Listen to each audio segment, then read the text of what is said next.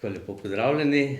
Danes smo zopet tukaj, da bomo se ob Božji besedi navdihnili in začnimo to naše srečanje z iskrenim in ponižnim znamenjem križa in kesanjem.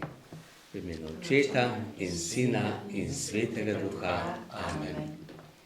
Moj Bog, žal mi je, da sem grešil in žalim tebe, ki si moj najboljši oče.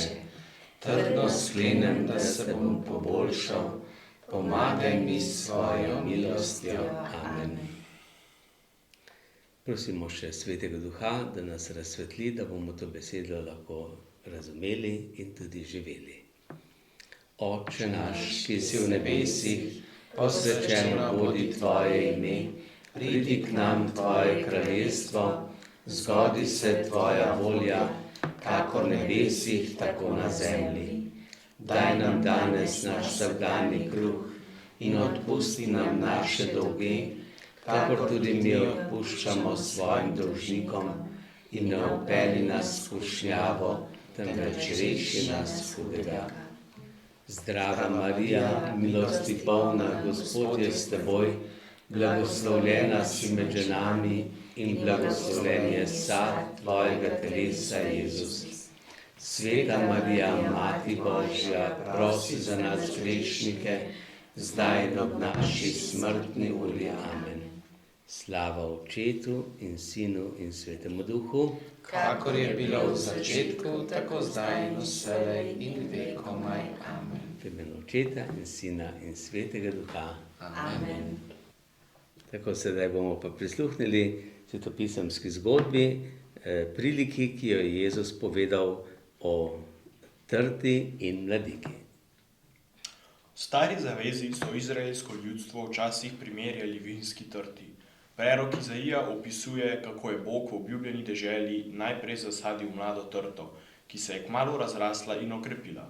Bog je bil nad vinsko trto razočaran, kajti rodila je samo divje, kislo grozdje, samovoljo in neposlušnost. Izaija je spoznal, da so kralji in ljudstvo namesto Božje poti iskali lastno pot. Bog pa išče sadove njihove ljubezni in neposlušnosti. Jaz sem prava vinska trta, je rekel Jezus svojim učencem. Kdor me ljubi in živi v meni, je kot mladika na tej trti.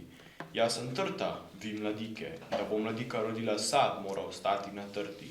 Če me boste ljubili in izpolnjevali moje zapovedi, boste ostali v meni. Od mene boste prejemali moč in življenje, tako kot dobivajo mladike življenjski sok iz trte. Če boste ostali v meni, bodo v vašem življenju vidni bogati sadovi. Potrpežljivost, prijaznost, poslušnost, dobrota, resnica in umirjenost. Brez moje pomoči tega ne morete doseči. Sami boste propadli, ostanite v meni in dajal vam bom svoje življenje, svojo moč in svojo dobroto. Judovsko ljudstvo, vinska trta, je bilo Bogu pogosto nezvesto. Jezus, prava vinska trta, je Bogu zvest in poslušen. Zdaj želi svojim učencem pomagati, da bi lahko ostali Bogu zvesti in poslušni. Tako, slišali smo to zgodbo, ki jo je Jezus povedal. Pravi, jaz sem trta in vi ste mladike. In nihče ne more obroditi sadu, če ni povezan s trto. Tako tudi mi, kristjani, ne, če nismo povezani z njim, potem ne moremo obroditi sadu. No in kako smo mi, kristjani, povezani z Jezusom, s trto? Mi smo Evharistijo, z z Evharistijo, molitvijo, z branjem Božje besede. S pitjem vina. Ja, no, se pravi, cerkev je Kristusovo skrivnostno telo, ne? In mi smo cerkev in smo med seboj povezani, tako kot so celice med seboj povezane in dobivamo hrano od Jezusa. Jezus pa nam daje to hrano preko svojega telesa in krvi, tudi preko molitve, preko Božje besede, ne? In tukaj dobivamo hrano. Zdaj pa Jezus tudi pravi, da je torej oče vinogradnik, ki skrbi za vinograd. Kaj je treba v vinogradu narediti? Obrezovati. Obrezovati, potem je treba Privezovati, privezati, ko raste, ja? gnojiti, Potem gnojiti, kopati, okopavati, ja? zalivati. Ja, recimo, če škodljivci napadejo, bolezen napade, je treba Špricati. škropiti, ja, škropimo, da, ne, tako, torej nas Bog varuje, dela različne stvari, da bi mi lahko, zato da bi obrodili več sadov in boljše sadove, ne, to je bistvo. Zdaj pa, kako se obrezuje trta? Tukaj na Gorenjskem nimamo navade oziroma nimamo teh izkušenj. Ja, obrezuje se škarjami, obrezujete en del trte, veje, ne, nekaj se pa mora pustiti. In če preveč obrežeš, potem ni nič, lahko celo uničiš trto. Če pa preveč pustiš, pa ja, preveč vej naredi in potem ne rodi dovolj sadov. Zato mora znati vedno tisti, ki obrezuje, vedeti, kako obreže trto. Ja, da se čim več energije usmeri v plod, ne v rast. Da ni tako v listju, perju, ampak da je več v grozdju. To je en način obrezovanja, to se obrezuje zgodaj, ne? Konec zime, pred pomladjo, predno začne trta poganjati. No, drugo je pa še eno ne obrezovanje toliko, ampak pravi očiščenje, očiščevanje vinske trte. Kdaj je pa to? Takrat, ko zori. To je pa že predzorenje, ko so že grozdki že poganjajo in se že vidi in takrat tudi nekatere grozde potrgajo stran in še obrežejo nekaj vej stran, ravno spet zato, da bi bili tisti, ki bodo ostali grozdi, boljši, večji, kvalitetnejši. Ne?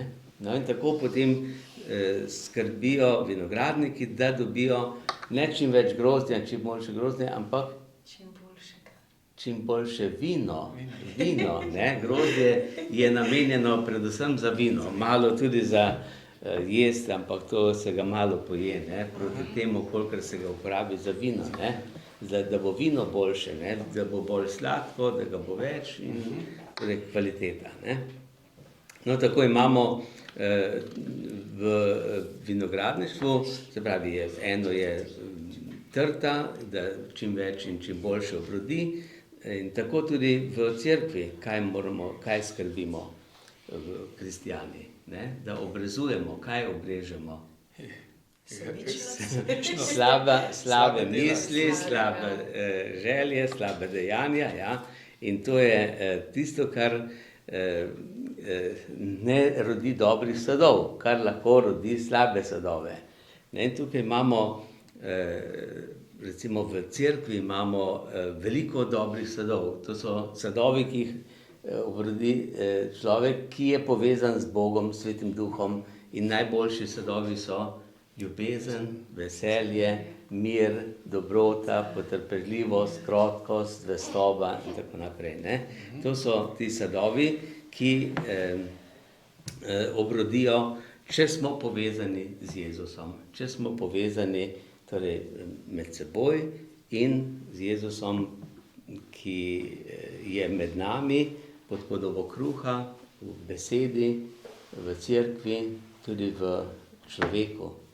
No in ta povezanost torej ne sme biti zaradi preračunljivosti, ne? Če se mi povežemo za to, da bomo nekaj dobili in tako naprej, to ni ljubezen, to je preračunljivost, ne? Potem, če ima nekdo samo odgovornost v cerkvi ali pa v družbi, če samo hoče imeti komando, je to velikokrat lahko brezobzirnost. Ne? Gleda. Potem, če nekdo gleda samo na to, da bo sam ali pa da bojo drugi opravili svoje dolžnosti, lahko to povzroča tudi slabo voljo. Da moraš gledati to, kar je dobro, pa spodbujati, ne moreš pa tega prisiliti. Ljubezni se ne da prisiliti. Ne? Potem, recimo, če nekdo reče, iščem ljubezen oziroma iščem resnico, ampak samo kritizira. Ne? Če nekdo išče resnico, pa ne ljubi, je to kritika, je to nekaj negativnega. Ne? Če pa ti imaš nekoga rad, pa mu poveš tudi resnico z ljubeznijo in bo to spoznal, bo drugače sprejel. Potem, če je nekdo pravičen, a pravičnost dobra? Je, ampak če pa brez ljubezni, pa je to trd človek, tisti, ki je pravičen. To je pravica, pravica, pravica. To pomeni tudi krivica. Največja pravica je lahko tudi največja krivica. Ne? Ker ti ne moreš od nekoga zahtevati nekaj, kar on ne more dati, če ti misliš, da more dati. Ne? Krivica, pravica brez ljubezni je lahko krivica. Ne? Tako, potem še lahko druge stvari, recimo, če ima nekdo red, hoče imeti red, pa je brez ljubezni, je to dlakocepstvo. Ne? Red je dober, je prav, ampak mora biti z ljubeznijo. Ne? In potem so še druge stvari, ki lahko rečemo, mi se velikokrat pogovarjamo, kaj darujemo, kako darujemo. Če nekaj damo brez ljubezni, je ponavadi to trgovina. Ne? Dam zato, da bom dobil. Daj dam. Ne? Če pa daš z ljubeznijo, pa daš brez, da bi mislil kaj na vračilo. Ne? Potem, recimo, če si prijazen, pa brez ljubezni, pomeni hinavščina. Ne? To je hinavsko, če ni ljubezni. Če si pa prijazen z ljubeznijo, pa iskreno. Ne? In tako naprej. Ne? Tudi, če ima nekdo čast, pa brez ljubezni, je to domišljavost. Ne? Se to lahko hitro vidi. Ne? Ali pa vera brez ljubezni Je mrtva, ne? je mrtva ali je pa fanatik. Nekdo fanatik. Ne? Ne gre za pravo vero, ker prava vera je povezana z ljubeznijo, ne, z Bogom. In če pa ti nekaj drugemu vsiljuješ, ne vem kaj, ali pa drugemu nekaj preprečuješ, to pa ni vera, to ni ljubezen, to je fanatizem. Ne? In to lahko vidimo, kako je nevarno. Ne? Torej, če ni ljubezni, potem gre svet v propad. In kaj je vino? Vino je simbol ljubezni, simbol veselja, simbol praznika. Mi imamo pri maši kruh in vino. Kruh je simbol dela, sedanjega, trdega. Vino je simbol praznovanja, nebes. Kruh zemlja, vino nebesa. Ne? Tako da tisti, ki veste, če malo preveč vina spijete, ste že kar v nebesih. Ampak kaj, to ni ta pravo. Ne? Ta nebesa se hitro poderejo. Prava nebesa so, če človek ima v sebi ljubezen, če ima v sebi Boga, če je povezan z Bogom. No, tako bomo tudi mi zdaj zapeli pesem Jezus, ti si vinska trta, polna milosti odprta. Mi mladike tvoje smo, ki na tebi rastemo.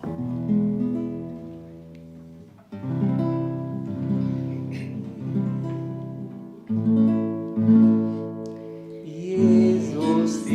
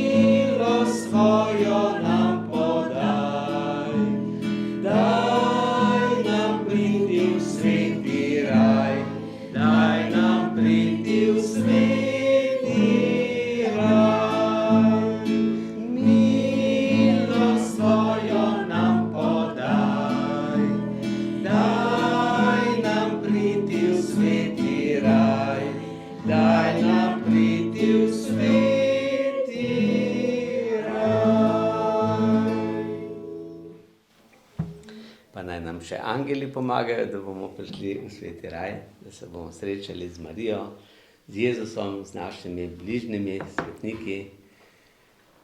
Sveti angel, varuh moj, bodi vedno ti z menoj, stoj mi noč in dan na strani, vsega hudega me brani. Prav prisrčno prosim te, varuj me in vodi me. Amen. Gospod z vami in s tvojim duhom, blagoslov vsemogočnega Boga, Očeta, Sina in Svetega Duha, naj pride nad vas in naj vedno med vami ostane. amen. Amen. Vse dobro, lepo se imejte.